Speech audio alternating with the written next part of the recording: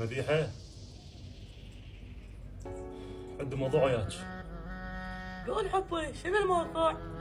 تعرفين العيشة صارت صعبة وفلوس ماكو.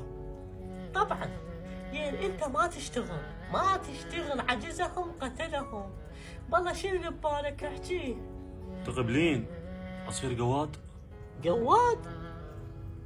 طبعا ما اقبل. كان شرانة وياك على التواصل الاجتماعي، وبهاي الحالة راح نستفاد وتجينا اعلانات وفلوس.